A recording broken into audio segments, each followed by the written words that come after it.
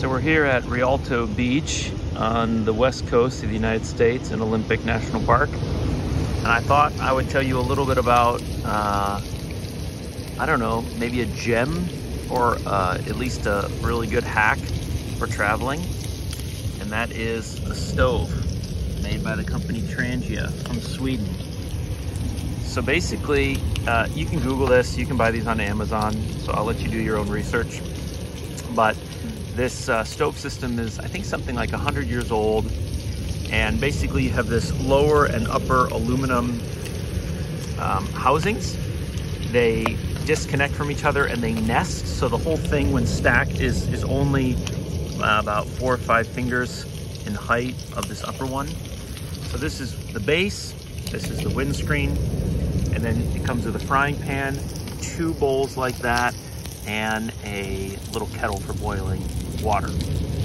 And inside is a little aluminum burner, excuse me, not aluminum, alcohol burning stove.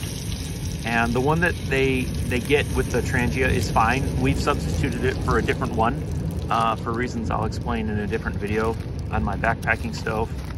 And this is an extremely, it's not lightweight enough that you'd call it a backpacking stove system. It's a little bit bulky and heavy for that. There's the burner inside. And this whole thing, I mean, it weighs, I don't know, 4 ounces, 6 ounces maybe. We left the 1 bowl and the teapot behind because we don't need 2 bowls. And we boil our water for coffee in a backpacking stove setup. But the way we use this is we throw it in our backpack. Again, it all nests, so it's fairly small. The whole setup costs about 120 bucks maybe. They have some different setups with non-stick and hardened, anodized, and different accessories. But I would say, I mean, if you don't do pasta, you could even skip the bowls. We just do exactly what you're seeing. We do a round of like English muffins and bagels, then we do a round of sausage, then we do a round of eggs. We eat off this whole thing as a family, 2 adults, 3 kids.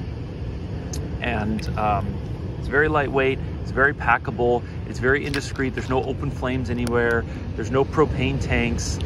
And what we have found is, instead of eating breakfast at camp, where it's typically chilly first thing in the morning and typically the campsites are shaded, we try and go find a beautiful spot and we eat around 10 o'clock or something.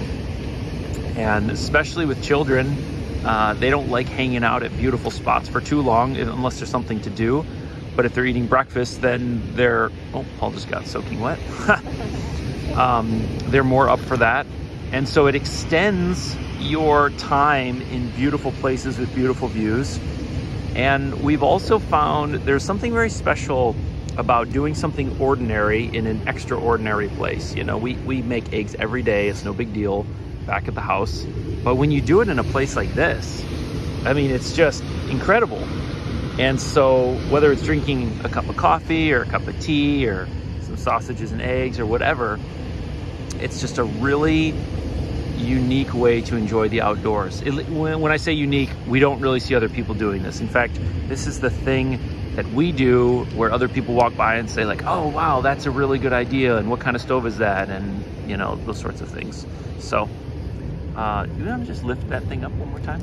This is going to show basically these little, there's 3 of these fingers, they flip up and down depending on what attachment you're using. And there's the burner down in there. Thanks. It works better without wind, as you might imagine, but even with wind, it still works fine. And then maybe the last comment is regarding the fuel. So, do you need fuel? Perfect. So, this thing runs off of alcohol. If you go to Ace Hardware or Lowe's or Home Depot or something like that, you'll find it in a gallon form called denatured alcohol. If you go to AutoZone or O'Reilly's or Walmart, you'll find it in this yellow bottle, which is used supposedly, although being a mechanic, I have no faith in it, to keep your fuel lines from freezing.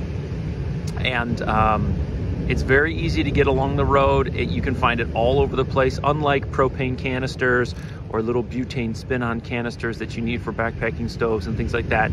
You find this stuff all over the place. And we find we use about a little less than one a day.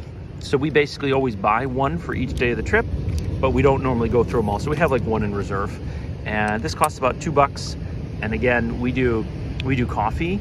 We basically do like 8 cups of coffee in the morning, and then this type of breakfast, and we use less than one a day. So less than $2 a day in fuel, and you can get it just about anywhere. So consider a Trangia instead of like a big Coleman double burner type of thing, and find extraordinary places to do ordinary things like cook some eggs.